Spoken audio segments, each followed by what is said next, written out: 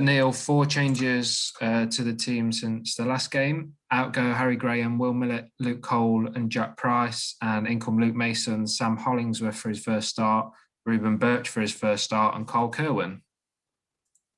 Yeah, look, unfortunately we lost Luke Cole and Will Millett to injury pretty early on Saturday afternoon against the Pirates. So those two boys have got scans this week and we'll find out the extent of those injuries. But, obviously pretty gutted to lose 2 experienced players from within our squad.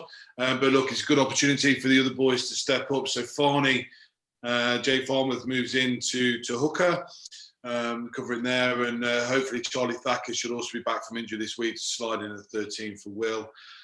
Jack Price heads back to Scarlets for an opportunity there in and around their Rainbow Cup squad. So, look, it'd be great to see him playing for Scarlets if he gets selected, and would have been a help in and been a part of his development through that as well, which is great to see. And it's nice to welcome Rouban Birch back, who made a good impression in that second half versus Coventry a few weeks back. It'd be nice to welcome him back into the side, and young Cal Allen gets an opportunity from the bench to show us what he can do. On the wing, it's great. Luke Mehson has been with us from Wasps on dual reg. He was unavailable for the last week or so for injury, and he trained hard. Been training hard to get back. He's back with us this week, so that's great because he made a big impression on us when he was with us for those 2 games. So nice to have him back in the back 3 as well to finish off that starting side. You mentioned that it would be nice to see Rouban start. He did make a good impression against Coventry, and Sam Hollingsworth as well, who was off the bench against Pirates. So it'll be nice to see how both of those go from the start. Yeah, look, it's a big challenge for Sam. He's moved up from National 1 Rugby and he's still learning his trade at fly-half as a young man anyway. And, this jumping level is a good challenge for him. And, look, that's a challenge. He's getting his attitude right. He's getting his play right. That's a good challenge for him to keep kicking on and shows what he can do. It would be nice, as you say, to see Jack get some minutes for Scarlets because he's been excellent since he's come to Nottingham. And we always emphasise how much Nottingham can bring on and develop players, and this is a prime example. Well, it's exactly why Glenn sent the 3 boys here from Scarlet. So Jack, Harry O'Connor and Sean Evans. He wants them to develop. He wants them to be part of the Scarlet squad going forward and contesting for first team spots. So coming to the Championship is a good level for those guys. Glenn's always been a big advocate of the Championship since he was director of rugby at the club and then moved on. He's been a fantastic supporter of the club. So, he recognises that promise in the league and what he can do for young players. And, if Welsh regions can see it, hopefully the RFU can see it as well. Luke Mehson as well, obviously recovers from an injury he sustained a couple of weeks ago. He's a very bright young player. Obviously scored a try on his debut for Nottingham, so it would be nice to welcome him back on the wing. Yeah, look, he's got plenty of pace. With him and Joe Browning in the side, there's plenty of pace on the wing. We want to carry on using those boys. In our style, they'll get plenty of touches. What we've got to do is make sure once we've used those boys and we've got into the 22, is that we look after the ball, in that green zone, in that scoring zone, and make sure we come away with points. And that's been the biggest work on since we played the Pirates last week. We made 7 line breaks in that game. We got into the 22 12 times, but unfortunately we turned the ball over so cheaply and quickly that we couldn't really capitalise on that pressure. You look back on that game, and there were times when we had Pirates under pressure, and we feel that the scoreline could and should have been closer against what is one of the professional sides in the league, one of the sides that's been together for a fair period and been working hard. We feel we should have been better and taken those opportunities. So look, the boys have worked hard on that this week, and a good realisation in terms of what it takes to win in this league and how you look after the football once you get down to that end. Jersey then this weekend, they're the closest team to us in the table, that they sit just 1 place above. Played 5, lost 4, and they beat Bedford. So a good opportunity to get some points on the board and start catching those teams above us. Yeah, look, it's gonna be tough. We're travelling on the day, so we're on a flight at 10 o'clock in the morning straight into Jersey and straight back in the evening. They're going to have 1,000 fans there. They're allowed fans. You know, we're the first team to travel. They've played all their games away so far because of the COVID restrictions, and it seems to have fallen to us to be the first team to travel over there. And look, they're going to have a massive boost with the fans there, 1,000 people at the game.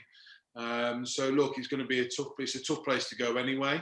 They're a big money team. They always have been. They've got, you know, good finances over there, and they're bringing in lots of players from all over the world. And look, they're going to be a tough team to beat. Now we're going there again just to keep building our performances and building our way back from the situation we've been in and rebuild this club. So that's where we're at. That's where they're at, and you know, hopefully we go over there and you know, we perform to how we think we can do, and hopefully cause them a real fright. I was going to mention the fans because obviously, like you say, they've played all their games away. Their first game back, they're allowed 1,000 fans in, and it falls on us to be the visitors. Could that go one way or the other for Jersey? Could it either be a distraction or it could be a massive help for them?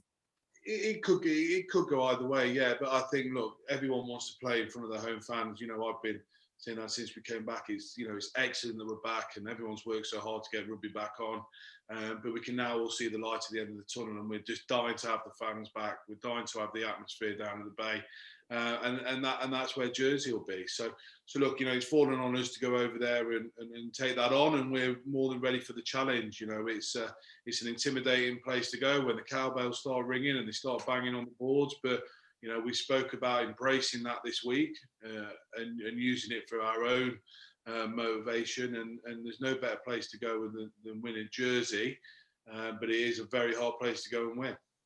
It's not an easy trip as well, especially when you do it all on a day. As you say, it's an early start. You've got to fly over to Jersey. You've got a trip to the ground, and then you've got to play your 80 minutes of rugby and get your flight back. It's not an easy day. Just, you know, before you even play the rugby.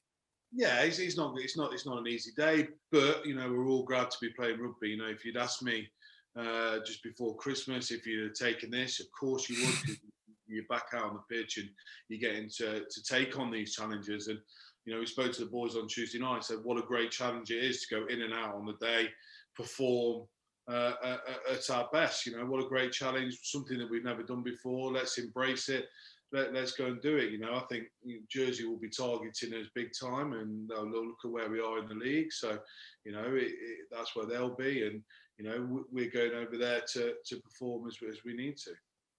Despite the results this season, obviously some just haven't gone our way. But do you feel that confidence is building within the group? I mean, you can clearly see it on the pitch in the past couple of games that, you know, they've really started to come together and they look more confident. Can you feel the same in the changing room? Yeah, look, confidence is a funny word. I think for me, it's either whether you perform and execute what you set out to execute or you don't. I don't think necessarily confidence comes into it. I think it's knowing what it takes to win in the league, knowing that you need to know your detail and you need to be nailed on with how you're going to approach each game, be nailed on with your physicality because it's a real physical league. And we've shown in the second half of game, once we've caught the game speed and caught up with the physicality and realised what the execution is to take, we've been in games. Mm-hmm. However, we've got to do that from the start. We've got to go out and try and set the tone ourselves rather than have the tone set, and make sure and then stay on the momentum when we've got it, you know, and not give the ball away cheaply, and put our defence under immense pressure. And then conversely, when the opposition have got the ball, we've got to lock in and take teams deep into the face count. You know, there are lots of teams have scored fairly cheaply against us, and then we've had 2-3 minute defence sets where we've kept them out. You know, only look at the weekend, we defended for 2.5 minutes on our own line. You know, and the boys have got that in them. What we've got to do is make sure that we get the tone right from the get-go.